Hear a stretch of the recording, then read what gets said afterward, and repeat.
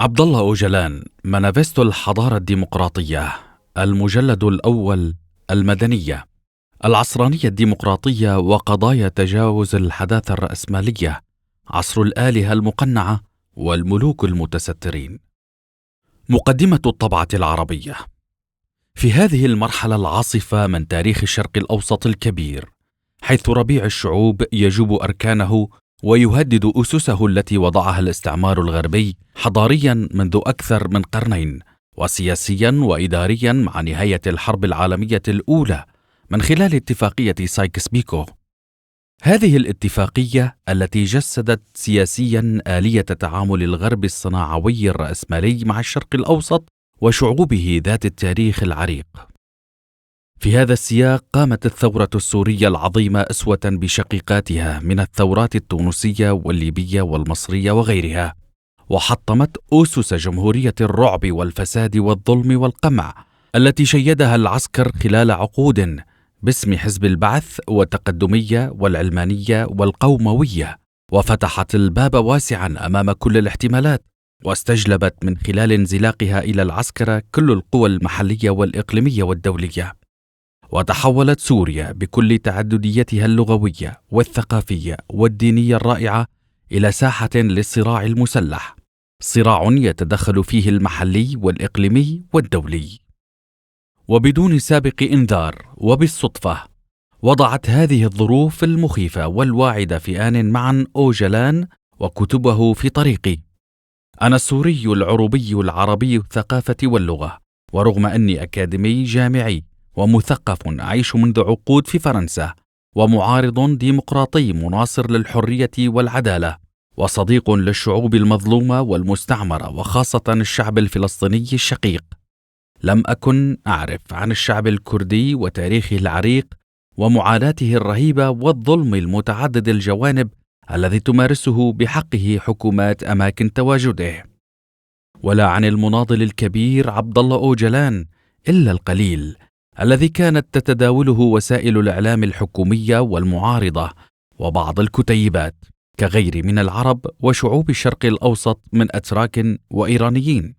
وبالتالي فقد اقتصرت هذه المعرفة على ما هو موجه بغرض تشويه حقيقة الشعب الكردي وتاريخه العريق الذي يعود ل10,000 سنة، وهو تشويه متعدد المستويات لأوجلان ولحزب العمال الكردستاني، وتشويه مبرمج ومدروس من قبل قوى عديدة تقف خلفها وتمولها الرأسمالية العالمية بقيادة الولايات المتحدة الأمريكية وإسرائيل وتركيا. هذا عدا عن أدواتهم من إعلام وصحفيين ومثقفين.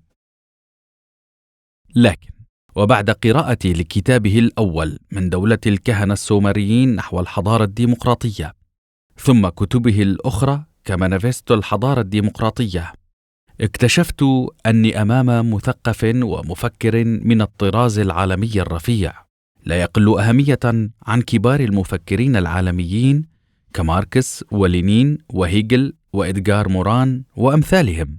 وأنه شتان بين الصورة التي يروجها الإعلام المعادي لهذا الإنسان الإنساني المناضل والمفكر وحقيقته. لقد تفاجأت حقا وأنا المطلع على التيارات الكبرى للفكر العالمي،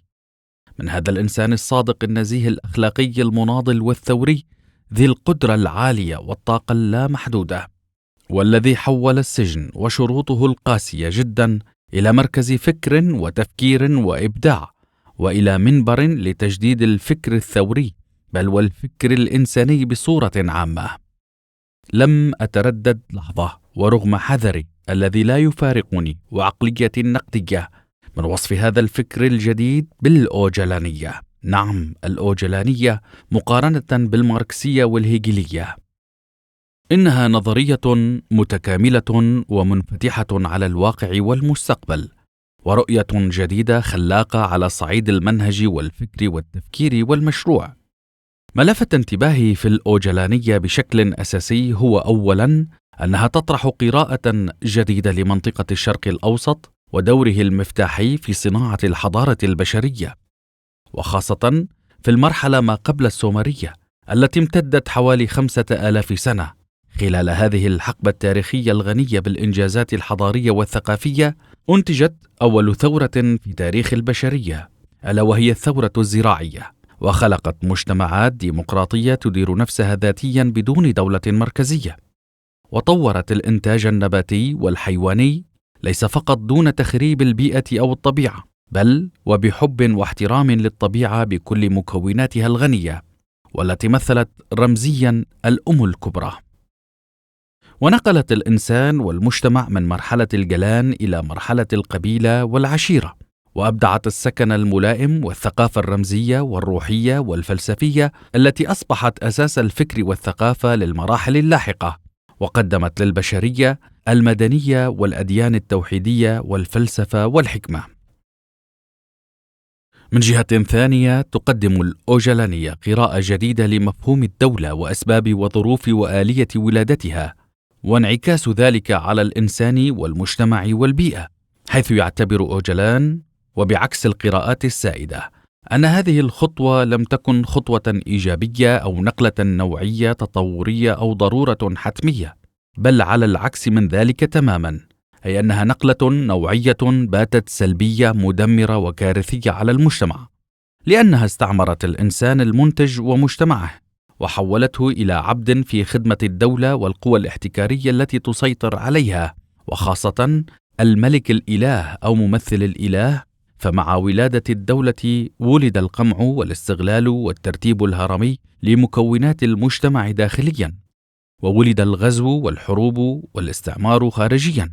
وبسبب ذلك ومن أجله ولدت الأجهزة القمعية والحربية، أي ما يمثل الشرطة والجيش بلغة هذه الأيام. ومع ولادة الدولة بدأت البشرية تعاني باضطراد من القضايا الاجتماعية الثقيلة الوطأة المستفحلة والمتفاقمة باستمرار عمودي وأفقي. وخلال المرحلة التي تسمى بمرحلة الدولة السومرية حدث الانقلاب الأكبر في التاريخ، وحل الرجل الذكر محل المرأة الأم والمعلمة والمنتجة للحب والحياة والمعرفة، وأصبح الإله ذكرا والمجتمع ذكوريا، واستعمرت المرأة وأصبحت عبدا وأداة إنجاب ومتعة في خدمة شهوة الرجل وغرائزه. وقام كهنة الدولة السومرية الوليدة بإنتاج وبلورة الأيديولوجية والثقافة الدولتية الهرمية الذكورية والدين الذكوري، اعتمادا على استعباد المرأة وإقصائها وسلب مكتشفاتها ومهاراتها منها أو طمسها وتشويهها. ما لفت انتباهي أيضا حول جديد الأوجلانية على الصعيد الفكري والفلسفي أنها لا تقف عند حدود التحليل النقدي المعمق للتيارات الفكرية الكبرى الدينية والقومية الدولتية والليبرالية والعلمانية والوضعية والرأسمالية والماركسية وتفرعاتها والفوضوية والصناعوية، لكنها تذهب أبعد من ذلك بكثير، حيث تتناول كل التيارات الفكرية والفلسفات الأساسية وتعالج حسناتها ومساوئها، وتسلط الضوء على أماكن العطب فيها، وتعيد تعريفها وصياغتها بمنظور جديد قويم وبأسلوب صحيح صائب، إضافة إلى أنها تعالج قضية الأسلوب بحد ذاته كقضية محورية ومصيرية من حيث الوصول إلى الأهداف المنشودة أو مخالفتها أو الشذوذ عنها أو حتى الوصول إلى نقيضها.